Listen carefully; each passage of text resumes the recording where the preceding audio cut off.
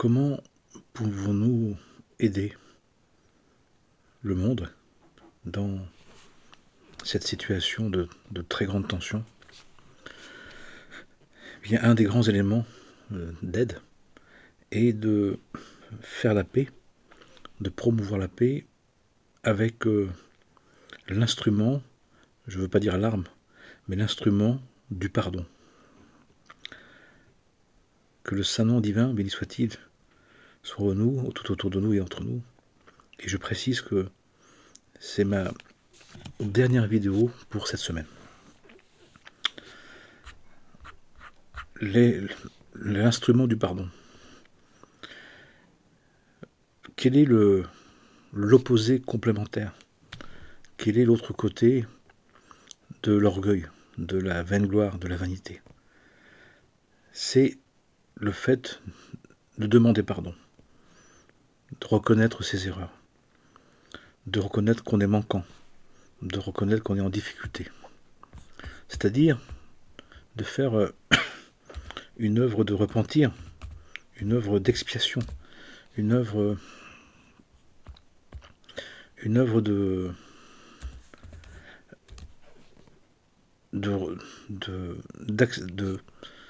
modestie, d'humilité. Et on nous dit que un des grands moyens de soulager le monde et d'aider le monde, c'est de pardonner, de nous pardonner, de pardonner aux autres. C'est-à-dire d'effacer de notre mémoire, d'effacer de notre personnalité, d'effacer de nos émotions, de nos sentiments, de notre mental, de notre vécu, ce qui s'est passé. C'est-à-dire pas simplement le considérer d'une autre manière, mais complètement de l'effacer de sa mémoire. Le degré de pardon qui peut nous sauver, qui peut nous soulager, qui peut nous guérir, qui peut aider le monde et qui peut lever les tensions, qui peut lever cet état de haine gratuite, de violence, de terreur, c'est d'être dans le degré du pardon où il y a un effacement complet de ce qui s'est passé. C'est pas de considérer ce qui s'est passé d'une autre manière, c'est pas de le réduire, c'est pas de faire comme une forme de résilience, de considérer autrement, de changer le résultat, mais c'est de comprendre que c'est de se dire, c'est pas seulement l'affaiblir, c'est pas simplement le réduire, c'est de le faire disparaître de notre conscience. Il y a un degré de pardon dans lequel nous devons entrer, dans cette fin des temps anciens, qui nous demande une foi très très grande, une foi véritable, une foi profonde, la foi du condamné à mort, la foi du condamné à mort par un jugement, par la maladie, par le mal-être, par la déception, par la désillusion. C'est ce pardon qui fait que on décide de demander pardon et de rendre pardon dans un effacement, par un amour pour Dieu. Parce que Dieu nous le demande. Tu pardonneras à ton prochain. 7 fois? Non, 7 fois 70 fois. Une infinité. Sur tous les plans, dans toute ta conscience, dans tout ton être, dans toutes les facettes de ton expérience, de ton vécu. Tu vas effacer. Ça n'aura jamais existé. Ça n'aura jamais été mal. Ça n'aura jamais été mauvais. Ça n'aurait été que Dieu. Et en Dieu, il ne peut pas y exister de mal. Il ne peut pas exister de mauvais. Dans Dieu, il n'y a que Dieu. En Dieu, il n'y a que... C'est plus que le bien et le mal. Il n'y a que Dieu. Il n'y a que l'éternel. Il n'y a que son amour infini. Il n'y a que sa présence absolue. Et cette notion d'effacement, c'est une notion qui doit nous permettre justement d'entrer dans une autre dimension de l'amour, dans une autre dimension de la vérité, dans une autre dimension de la vie, du rapport à la vie. Cette action d'effacer, de supprimer, de faire disparaître, d'annuler, c'est fort, et ça nous demande de regarder dans tous les recoins de notre être et de dire, d'un point de vue du divin, d'un point de vue de l'éternel, de l'éternité, il ne s'est pas effacé un événement mauvais que je dois pardonner, c'est que il n'y a que Dieu. Il n'y a que Dieu. C'est hors catégorie. C'est au-delà des catégories, au-delà des points de vue, au-delà du nom. Toi, l'au-delà de tout. Au-delà de la sensation, de l'émotion, du sentiment, de la compréhension. Pour Dieu. C'est un sacrifice de ses idées, un sacrifice de son vécu, un sacrifice de son histoire, de son historique, de son vouloir. C'est comme gommer. On gomme. On fait disparaître. Mais de notre vécu, de notre mémoire, de nos idées. On fait en sorte que il n'existe que Dieu. À chaque événement, de mettre Dieu. C'est aussi un effacement de soi-même. On accepte qu'il n'y ait que le divin. Une attitude d'effacement de soi, une attitude d'effacement de ce qui nous laissera entendre que quelque chose d'autre que Dieu ait pu se passer. C'est la notion d'être folle en Christ, d'être folle en Dieu, d'être un fou de Dieu, mais dans le sens véritable, spirituel, pas qui est la contrepartie positive et véritable de ces fous de guerre au nom de Dieu, qui est une hérésie totale et qui est totalement fausse. Mais là, c'est cette folie divine. J'efface de mes mémoires, j'efface de mon expérience, j'efface de mon vécu ce qui me laisserait entendre, qui m'aurait laissé entendre que quelque chose s'est mal passé. Il ne s'est pas passé quelque chose que je dois enlever, que je dois supprimer. Il n'y a que Dieu. Je remplace Dieu. J'ai fait l'erreur de penser qu'il y avait le monde et Dieu.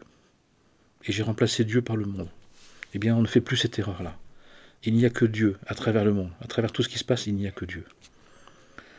Les grands mystiques, les grands éveillés, les grands réalisés, et les grandes et mystiques réalisés et éveillés, disent ça. Il n'y a que Dieu. Je ne vois que le saint nom. Je ne vois que les noms de Dieu. Je ne vois que les 99 noms. Je ne vois que les saints noms. Je ne vois que le Verbe divin. Je ne vois que l'expression de la présence de Dieu. Eh bien, la notion du pardon dans lequel nous devons aller, c'est pas une rémission d'une faute, qui est déjà bien. Ce n'est pas ne pas tenir compte d'une offense.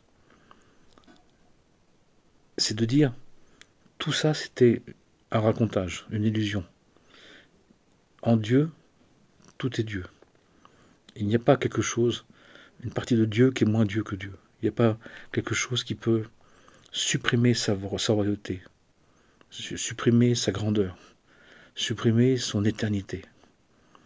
Et c'est ce vers quoi nous devons retourner. C'est ce que nous étions avant la chute, avant la faute, avant la chute, avant l'exil. Nous étions dans cette dimension-là. Il n'y avait que Dieu, tout était Dieu. Ça dépasse la notion de bien et de mal. C'est l'unité, c'est l'unitif, c'est l'être-té. C'est plus que pardonner, à vrai dire. C'est d'être dans la glorification du Saint-Nom, dans la révérence du Saint-Nom, dans l'attente du Saint-Nom, dans l'appel du Saint-Nom. Je ne veux voir que Dieu. Il y a la sainte Sophie Rabia qui disait je veux brûler, je crois que c'était brûler les enfers, brûler le paradis et éteindre les enfers pour qu'il n'y ait que Dieu. Il n'y a plus de notion de bien et de mal. on les dépasse. Mais on les dépasse parce que on y met le divin. Et en Dieu, il ne peut pas y avoir, il ne peut plus, il ne peut pas y avoir quelque chose de mal. Donc il n'y a plus de pardon. Il n'y a pas le pardon où il y a une trace. C'est un pardon qui est un amour infini, qui est une conscience infinie, éternelle, continuelle, permanente, qu'il n'y a que Dieu. Derrière toutes les apparences, il y a l'écran blanc de nos projections. L'écran blanc, c'est Dieu. Et nous, on s'était projeté. On avait besoin à un moment donné de projeter. On avait besoin d'imaginer que quelque chose s'est bien passé, quelque chose s'est mal passé. Mais là, on arrive à un temps, on arrive à une période de temps, où on nous dit c'est d'aller au-delà du pardon. D'aller au-delà du pardon. C'est de considérer les choses comme étant Dieu lui-même. Il n'y a pas quelque chose qui se passe qui serait quelque chose de mauvais qu'on doit réparer, quelque chose de mauvais qu'on doit pardonner, quelque chose de mauvais que l'on doit soulager. C'est de se mettre avant la dualité, c'est-à-dire avant la chute. C'est de se mettre dans la conscience que il ne s'est pas passé quelque chose de mauvais, ou même de bien, parce que le bien peut être apparemment... L'enfer peut être de bonnes intentions, ça peut être bien au départ, puis finalement ça ne sert pas. Ça peut être apparemment mauvais, ça l'est pas. C'est plus que ça. Et on doit essayer d'aller au-delà du pardon. Au-delà de l'idée de la dualité. Dans la conscience unitive, inclusive, universelle. Il n'y a que Dieu qui est Dieu, et rien d'autre que Dieu. On le retrouve dans la shahada musulmane, la paix sur le Coran. On retrouve ça dans le principe d'unicité. On le trouve dans le Tao, on le trouve dans tous les textes. Et les mystiques en parlent. Les mystiques le montrent, les mystiques le vivent, l'expriment. Et on nous demande, dans ces temps actuellement, et dans les temps à venir, justement de dépasser la dualité, d'aller au-delà de la dualité. Au-delà du bien, du mal à réparer ou à améliorer. Il y a quelque chose d'une source unitive, d'une source primordiale, d'une source première, à laquelle nous pouvons prétendre, à laquelle nous pouvons atteindre. Et cette affaire, à partir de nous, à partir de notre désir. C'est bien ou c'est mal, ça me va ou pas, ça m'intéresse plus. C'est Dieu. C'est Dieu. C'est Dieu qui se présente sous cette forme par rapport à ma conscience, par rapport à cette part en moi qui est encore de la dualité, dans la projection de son conscient et inconscient personnel, qui a besoin de catégoriser, d'étiqueter. Mais ça ne m'intéresse pas, ça ne m'intéresse plus. On veut aller vers au-delà du pardon, au-delà de la dualité, dans un mouvement d'unicité où tout est Dieu. Pas un mouvement d'unicité où il n'y a plus rien. Pas un mouvement d'unicité où on est dans rien. Non, un mouvement d'unicité où on est dans l'être divin. C'est-à-dire que tout est Dieu. Mais si tout est Dieu, à ce moment-là, on ne peut plus le connoter d'une certaine manière. On peut le vivre. On peut vivre, et on peut la possibilité de vivre chaque chose comme étant une expérience de sa présence d'une manière spécifique, d'une manière particulière, d'une manière différente. Mais on ne cherche pas à ce moment-là de vivre la différence. Ce qu'on cherche à vivre, c'est ce qui est commun, ce qui est toujours présent. La vie peut se passer. Je donne un exemple. Au lieu de s'attacher à des formes de vie, à des projets de vie, on s'attache à la vie. Mais la vie, elle est partout, elle est permanente. Elle se présente de mille manières. Ce qui nous fait ça nous rend disponible à tout. Qu'on peut trouver en tout, à travers la vie, Dieu. Parce qu'on ne cherche pas à avoir une certaine vie, une certaine forme de vie, une certaine forme du vivant pour vivre en Dieu. On veut, je suis le chemin, la vérité, la vie. Le je suis est le chemin, c'est-à-dire qu'il est partout. Quels que soient les chemins, il y a le je suis. Et c'est vrai, c'est véritable. C'est la véritable nature de l'être, qui est la seule matière, la seule matière divine que l'on peut percevoir grâce à nos cinq sens, mais qui est une source éternelle, est un principe universel, qui fait que même si on le perçoit avec cinq sens, les sept autres sens suprasensibles que nous avons développés par un travail spirituel peuvent le percevoir dans ce qui n'est pas la matière, mais ce qui est l'esprit. C'est-à-dire le divin de la matière, ou l'expression divine de la matière. Et puis, je suis le chemin, la vérité et la vie. La vie. Au-delà du pardon, au-delà des dualités, on prend toutes les formes de vie. Tout est possible, tout est souhaitable, tout est disponible. Ce qu'on cherche à vivre, c'est la vie. La vie en tout. Et en vivant la vie en tout, eh bien, on vit la présence de Dieu en tout, puisque c'est le maître de la vie. Dans tout ce qui paraît naissance et mort, tout ce qui se paraît bien ou mal, tout ce qui se paraît souhaitable ou pas souhaitable. C'est la vie. La vie qu'on met en face de l'éternité. Et la naissance en face de la mort. La vie éternelle, l'éternité de la vie. L'éternité de la permanence du vivant. Quelles que soient les formes de vie qui se changent, qui se transforment, la vie est toujours présente. Même si la forme est différente, même si la forme est temporaire, de fait. La forme, la formulation est pour un temps et pour une période de temps. Mais ce qui nous intéresse, c'est non pas de vivre la formulation temporaire, l'expression passagère, mais le continuum du vivant. Et là, on peut passer notre temps, toute la journée, quel que soit ce qui se passe, de capter la vie, de capter l'esprit de vie, de capter la présence divine dans la vie, de capter l'éternel dans le vivant, de capter l'infini mouvement de vie, naissance et mort l'une avec l'autre, mouvement et repos, l'un en l'autre, à travers les événements passagers. Et c'était au-delà du pardon, au-delà de quelque chose qui se serait mal passé. C'est cette notion morale, cette notion spirituelle et religieuse de je pardonne. C'est-à-dire, je ne vais pas m'enfermer dans une forme. Je ne vais pas m'arrêter à une forme, à une situation, à un événement. Je vais inclure cet événement dans la vie. Je vais inclure l'événement dans le continuum de la vie.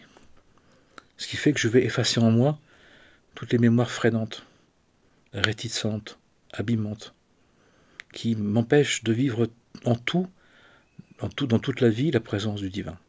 Alors qu'il s'agit de ça. Et on voit chez les mystiques, on voit chez les grands êtres réalisés, inspirés, accomplis. Ils profitent de Dieu dans toute la vie. Ils perçoivent dans toute la vie le divin dans sa présence, dans sa très sainte présence. Qui fait que il y a naissance et mort, mais il n'y a pas perte de conscience. Il n'y a pas perte de la présence de Dieu. Et c'est ce qu'on est venu à trouver, c'est ce qu'on est venu rechercher, ce qu'on est venu essayer de saisir. Ce mouvement de vie qui est éternel, qui représente la présence divine et qui traverse toutes les situations. Et donc, au-delà du pardon, pardonner pour aller au-delà du pardon. Parce que quand on pardonne, il y a toujours une trace. Il s'est passé quelque chose qu'on veut pardonner, qu'on veut arrêter, qu'on veut supprimer, dont on veut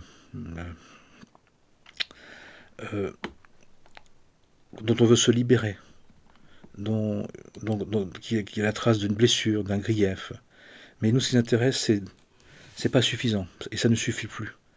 C'est d'aller au-delà du pardon, dans la conscience que le je suis, Dieu, est l'être qui est porteur de la vie, naissance et mort l'une avec l'autre.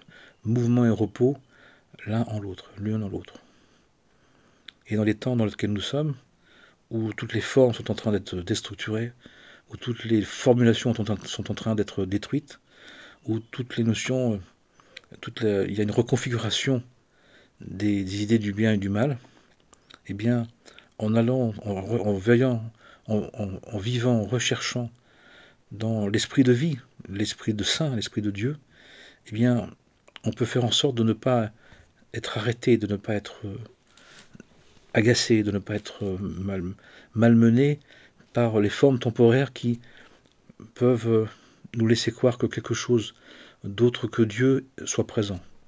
Et d'accrocher sur des formes de pensée, des manières de dire, des paroles, des actes, des fonctionnements qui peuvent vraiment nous affliger et nous mettre à mal. Alors que finalement, la vie, elle est partout. La présence de Dieu, elle est en tout. La limite, c'est nous. La limite, c'est de vouloir même pardonner, mais après quelque chose qui se serait passé. Comme quelque chose qui serait passé qui aurait pu arrêter la vie, qui aurait pu contrarier la volonté divine, qui aurait pu empêcher la présence de Dieu, ce qui est impossible, à vrai dire. Eh bien, faisons un pas supplémentaire. C'est une invitation. Faisons un pas supplémentaire. Le divin est la réalité profonde, et le continuum de la présence permanente, perpétuelle, incorruptible, avec une part visible et une part invisible. Une part pour l'instant qu'on peut capter avec les 5 sens, et une part qu'on pourra capter grâce au temps messianique en développant les 7 sens spirituels, nous dit-on. Mais dans tous les cas, il n'y a pas d'arrêt, il n'y a pas de quelque chose qui aurait pu nous empêcher, sauf si on le croit, sauf si on l'imagine, sauf si on le pense, sauf si on le veut. Et c'est ce qui fait qu'après, même quand on pardonne, il reste une trace. Et cette trace, c'est ce qui peut nous rendre amers, c'est ce qui peut nous rendre fous, c'est ce qui peut nous rendre nerveux, colériques. Parce qu'au fond, je vois chez les êtres, il y a quand même l'idée qu'il s'est passé quelque chose de mal.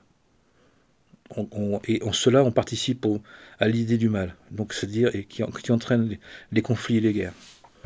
Mais pour que nous devons travailler à la source, à la racine de ce qui nous apparaît comme le mal. C'est de sortir de la dialectique du bien qui vient réparer le mal, en allant vers la dialectique qu'il n'y a que Dieu. Il n'y a que Dieu qui est Dieu, tout est Dieu. Ça inclut l'idée du bien et du mal, mais ça le dépasse. C'est pas qu'il n'existe pas, c'est qu'on va au-delà. On veut aller à la racine. On veut vivre dans la conscience d'avant la chute, quand on était au paradis, au jardin d'Éden. Dans la conscience unitive, inclusive, universelle, où, quelles que soient les formes apparentes, elles sont passagères. Elles sont que des formulations temporaires. Elles ne nous intéressent pas. Ce qui nous intéresse, c'est ce qui continue, ce qui est le fil rouge, non pas le fil d'Ariane, mais le fil divin. Le fil adamique et événique, de la conscience adamique et de la pensée événique, de l'intelligence événique, où il y a un continuum. On ne veut plus quitter ce continuum. On ne veut plus penser que c'est les événements temporaires, ce qui est marqué sur la page, et la page. Non. Ce qu'on regarde, c'est la page blanche. Derrière chaque événement. L'événement est juste une projection, est juste une animation temporaire, est juste une impression passagère. Et on veut, et on décide d'aller au-delà du pardon, au-delà de la dualité, au-delà de l'idée du bien et du mal. Mais pour cela, on se place dans le divin. Il n'y a que Dieu. Et le Dieu qui existe en tout et pour tout. Quelles que soient les apparences qui nous font connoter, mais on ne veut plus connoter. Surtout dans les temps actuellement où finalement le bien n'est plus le bien, le mal n'est plus le mal. Il y a tout un mélange, il y a tout un leurre, tout est en vrac, tout est retourné. Parce que nous devons aller à cette dimension de l'unicité. Tout est Dieu, quelle que soit l'apparence. Et je me confie à Dieu. Seigneur, toi tu sais, c'est toi qui es là. C'est toi qui es cet événement.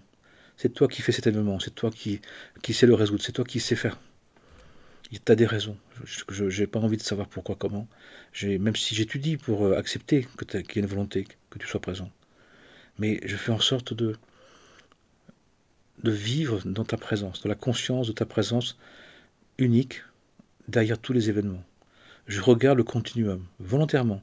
Je regarde ce qui ne bouge pas, ce qui est intangible, ce qui est éternel, ce qui est illimité, ce qui est parfait, ce qui n'a jamais tangué, ce qui n'a jamais changé, ce qui est absolument permanent et absolu, l'Éternel, béni soit-il, l'infini, béni soit-elle, maintenant et pour toujours et à jamais.